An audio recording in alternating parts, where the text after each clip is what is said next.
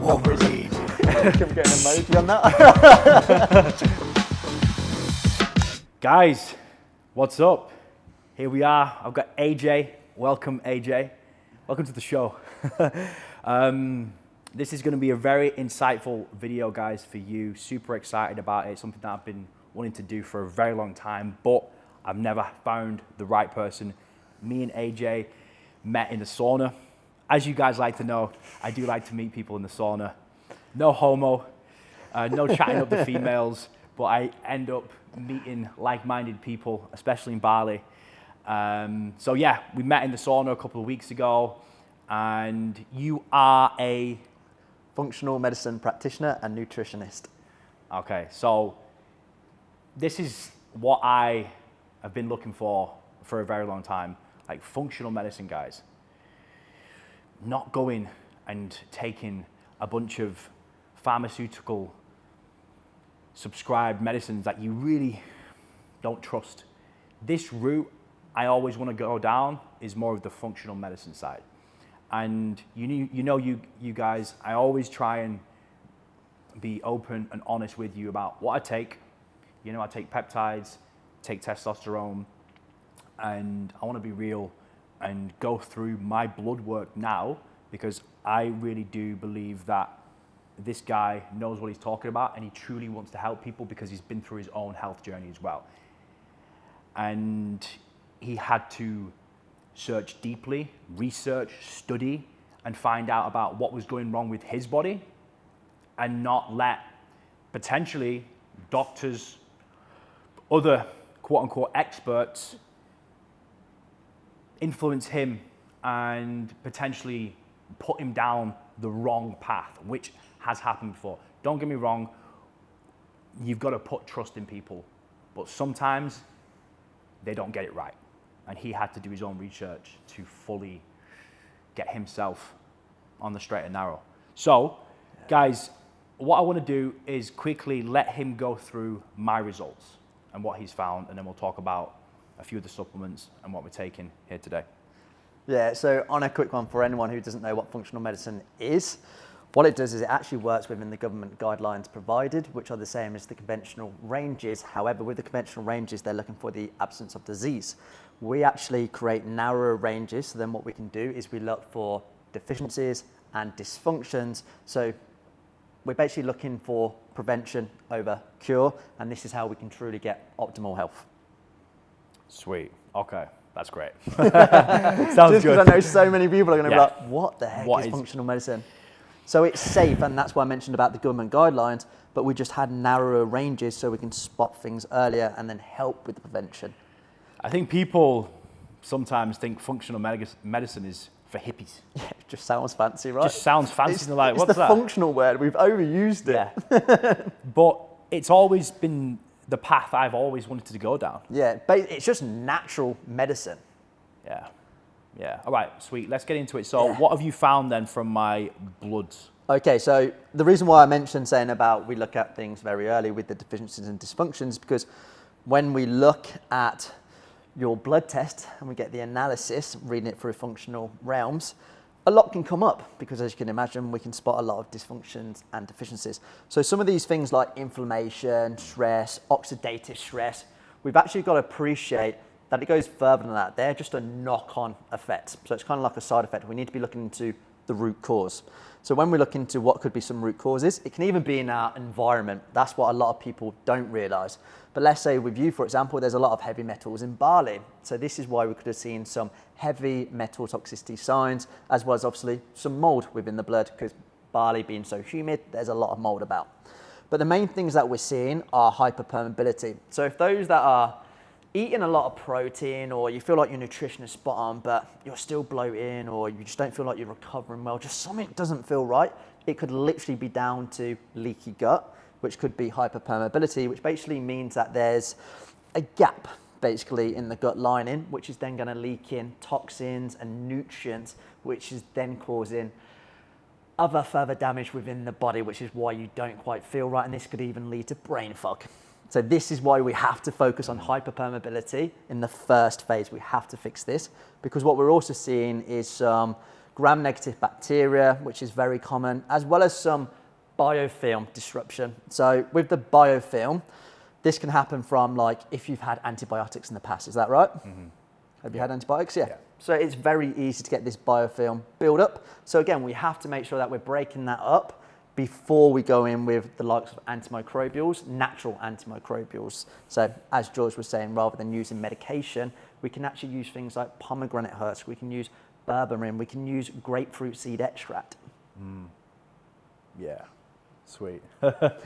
So like, could you tell potentially I was stressed? Yeah. Yeah. Definitely, and this is why we look into like all of these things that we find in blood work, they can cause stress anyway. So again, blood work is telling us what's happening on a physiological level. Whereas then when we read your health screening form, if it doesn't match up with what we're seeing on the blood work, this can tell us more on the psychological level. It's like stress because of my job and what I do. Yep. Overtraining, maybe lack of sleep.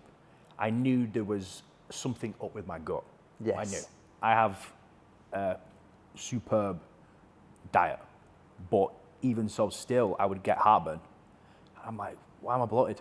Like I've not eaten anything bad. Something's not right. So you have to try and, for me anyway, eat things and then when you've eaten something, okay, how does that feel? Do I feel good? Have I got high energy? Does that sit well with me? Do I get any bloating, gas, wind? What does my stool look like? Because I'm so heavily invested into my health and what I put in my body, I'll know if something's not right. Yes. And I've known for a long time. I'll have a Diet Coke and I'm like, fuck, like that hurts. Like I shouldn't be getting this much wind off a Diet Coke. Yeah. So you've got to be intuitive and listen to your body. Yes. Yeah. Definitely. And obviously that then leads back to the hyperpermeability. So the way you're feeling is very much explained from the blood work. And then what this can cause as well is some immune dysregulation. So again, we don't really appreciate the immune system enough in my mind, but if we just think about it, 70 to 8% of the immune cells are being located in the gut. And I knew I wasn't recovering well as well. Yeah. Which again makes sense because when we look into exercise can actually induce permeability. So those that are training really, really hard and feeling worse from it, you're not recovering, you're not sleeping well, it could literally be down to intestinal permeability. I'm not saying it's just that, but that could be one of the reasons. Yeah. Okay, that's good. Do you want to go into any more depth about what you found? I can do in regards to what else this can cause, like impaired detoxification. So that's why we've got certain things which we're going to be going over later. This can also cause like poor kidney and gallbladder function as well. So we have to just really appreciate that the body is interconnected, it works synergistically, and actually we need to sort out the harmony and balance of it, which is why we find so much in blood work. Yeah. I think as well, you've got to do blood work. Yes. You need to check up on yourself. It's guessing otherwise. Yeah. This is why so many people try different things and can just never find what is getting them to that optimal health, that optimal performance. Well, you'll know more than anyone, people are misdiagnosed. People come to us daily saying they've got IBS, they've got this problem. I'm like, hang on a minute, who's actually told you you've got this? Oh, I've just self-diagnosed because Yes. I've been researching on Google. It's like, okay. And then they start taking medicine. Yeah. And then it makes it worse. And then they've actually caused a huge problem. Yeah, so very much with the medical realms, I'm not saying everyone, but quite a lot of it is about giving a pill to then create this management for the symptom, but it's not fixing it. It's not removing any sort of like bacterial overgrowth. It's just a band-aid, a Exactly. plaster. Yeah, so I'm doing this to get to the root cause. I don't want to fucking mask it or put a band-aid on anything. I just take a pill. Like, when I get heartburn and it's that bad, I go to the pharmacy and I get a pill to stop the heartburn, but it's not stop the root cause. Nope. That's the fucking problem. And I'm like, what are you doing? Why are you taking that? You need to find out what's actually going on. What are you eating? What's your environment like, your lifestyle? With your bloods, because we saw low stomach acid. So anyone who's got low stomach acid, which in bloods we see over like 90% of people have low stomach acid. So then this can make it hard to break down protein. So this is why on bloods it could show that you've had a poor amount or you're not having an adequate amount of protein when you are. And you're like, hang on a minute, I'm eating protein every single meal. Like, this can't be right, can it? It can be, because if you've got low stomach acid, then you're not breaking down the protein, which then means you're not absorbing or you're not assimilating the nutrients from it. And because I felt like that, I've not been eating as much. Yeah. Because I've not wanted to. I'll skip meals. Yes. Because it fucks my gut up. If I'm eating maybe 5 meals a day, I feel sluggish, I feel tired, I feel drained.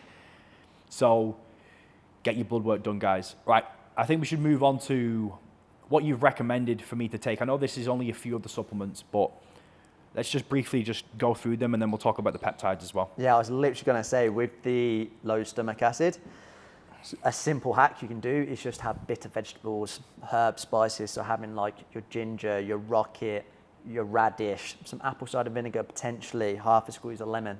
This before your meal can then help you break down protein more efficiently, and therefore you're going to be able to absorb and assimilate the nutrients better, because you basically just had, like, you're allowing yourself to improve stomach acidity as well as bioflow production, which is then going to help with the release of digestive enzymes naturally.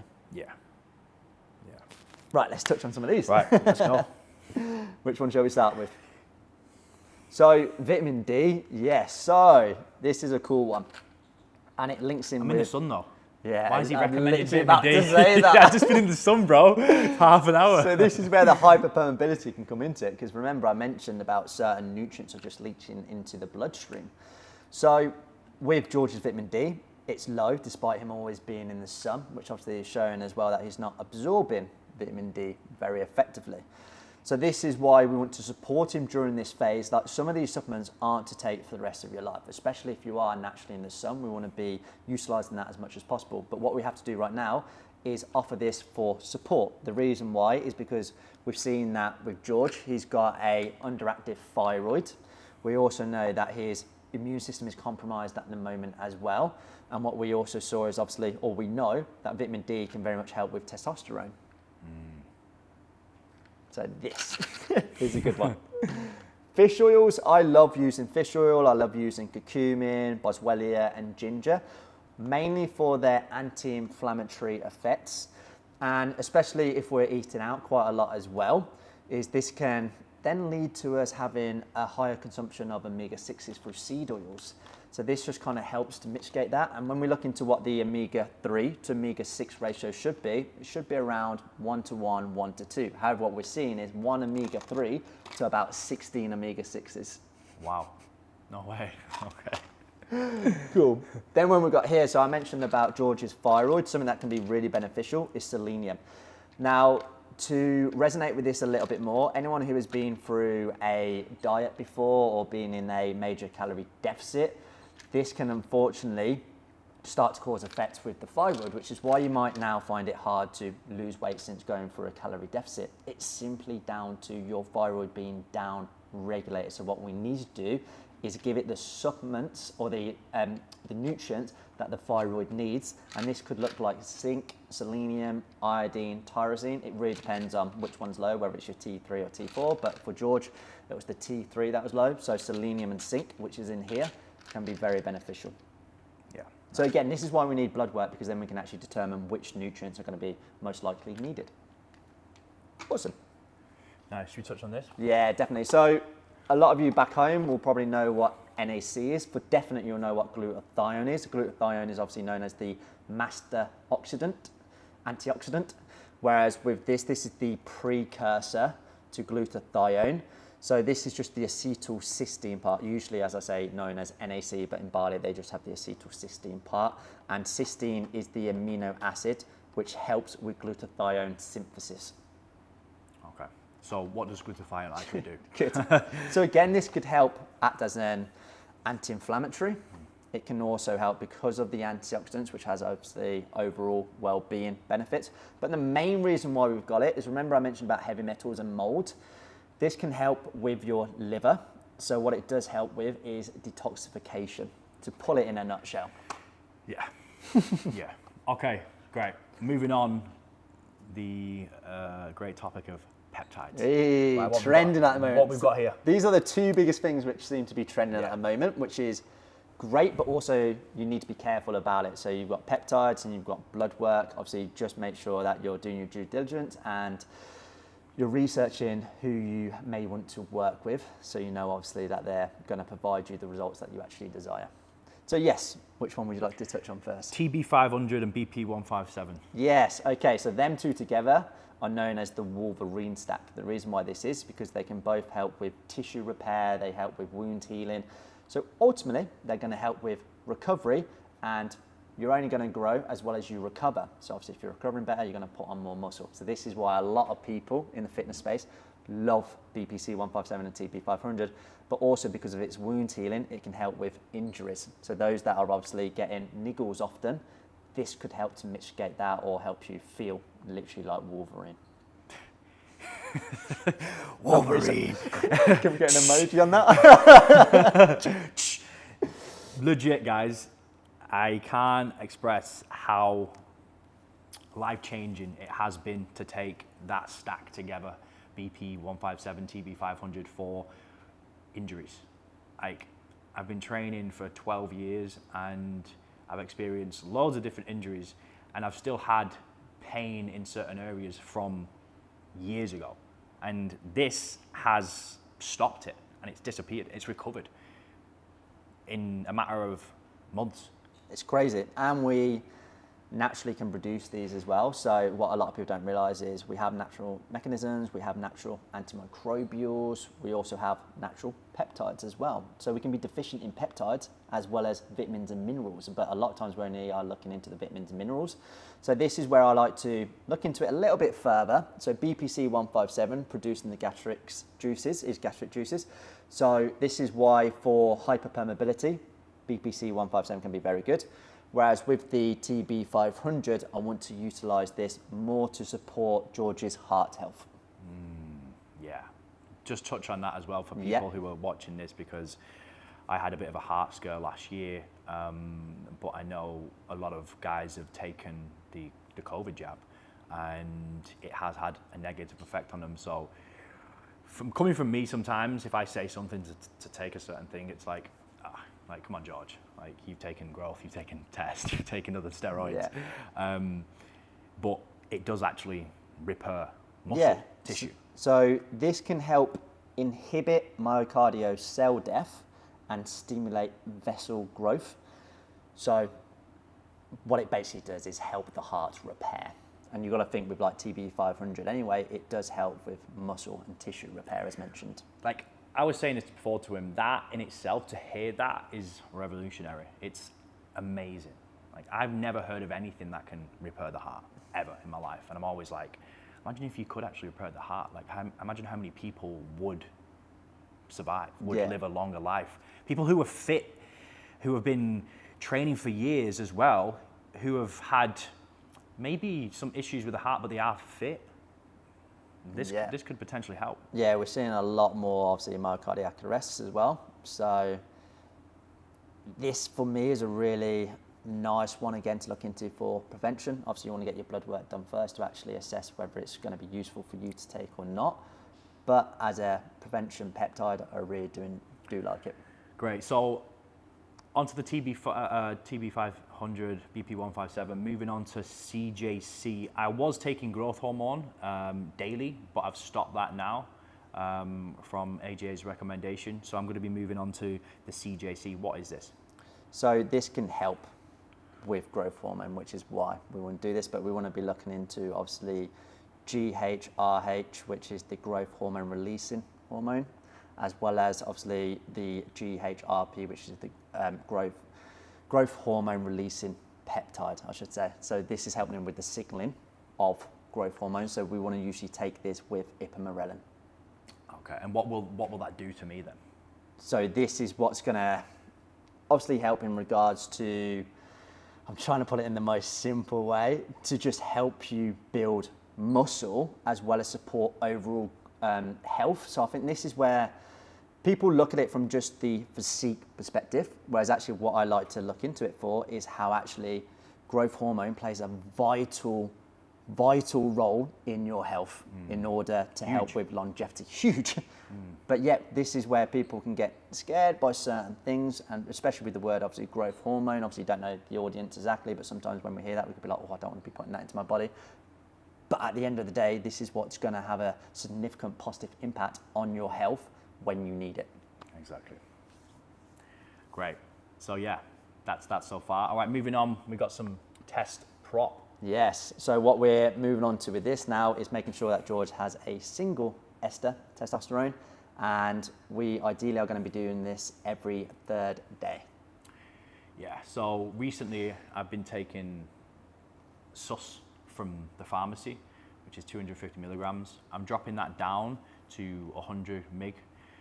And like the thing is, with the Testosterone, you've got like a high and then more of a low because you've got different esters in there. So he recommended to balance my hormones out and feel more, what's the word, sustained, I would say, with no highs and lows. Yes. So I'm not up and down. Yeah, to stop the fluctuation.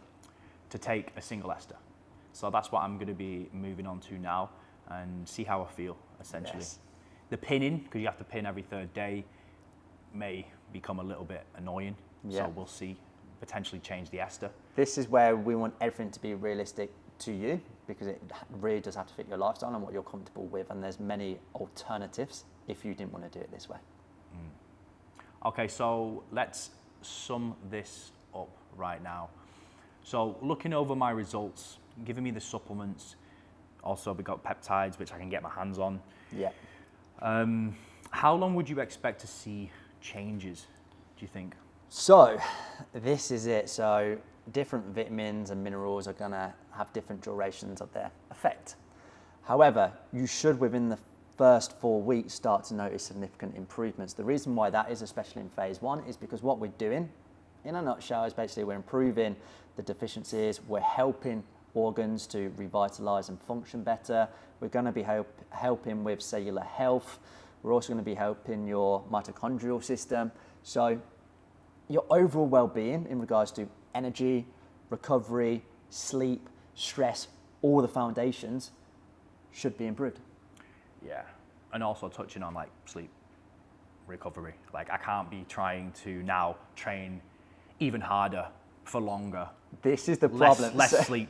Do you know what I mean? Yeah, because I'm taking all these supplements. So many people feel such a surge in energy that they're like, oh, I can do everything now. But honestly, that sort of method is just going to run you into a wall. So you still want to be mindful. You want to utilize that new energy you've got, but you also want to obviously create that space for your body to adapt to this energy as well. And before you guys get deeper into this realm, you need to get a few things right first.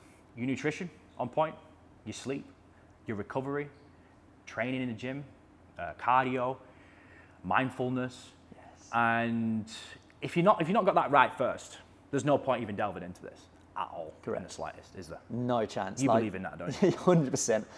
Supplements are great and they can have the biggest effect. Do not get us wrong. However, without the fundamentals, they're not going to be very effective, because at the end of the day, you need to create these habits. You need to create the foundations for yourself in order to carry this on long term. It's like people could be watching here. They're fat, out of shape, sleeping 3 hours a night. They're out at the weekend, boozing, alcohol, drugs. And they think, oh, you know what? I'm going to take some test. Like, how much test do you take, George? I'm like, bro, chill the fuck out. Back off a little bit. Let's have a look at your lifestyle at the moment, your environment. And usually, 9 times out of 10, nothing's right. Everything's all over the place. The diet's whack. Yeah. They're drinking alcohol, not sleeping right, not training. They just think, let's take some tests, let's take some growth, let's take some peptides. I'm going to be jacked and in great shape and look like George. Literally. Do you know what I mean? Like I posted these peptides and everyone jumps on. How is she taking? Are you taking tests? Are you taking growth? Are you taking steroids? It's like, I look on the profile and it looks like they don't even train. Yeah. I'm like, bro, first off, take a step back.